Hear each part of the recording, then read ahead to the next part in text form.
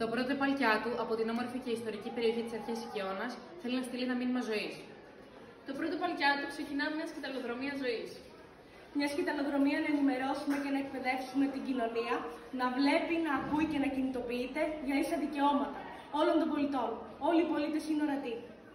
Ο αθλητισμός απλώνει γέφυρες ζωής, γινόμαστε εθελοντές συνάθλησης με άτομα με αναπηρία. Ας ξεκινήσει η σκηταλοδρομία μας μέσα από τα σχολεία. Ας παραλάβει κάθε σχολείο τη σκητάλη της ζωής, γιατί όλα είναι θέμα παιδείας. Γέφυρες ζωής, όλοι ορατοί. Γέφυρες ζωής, όλοι ορατοί.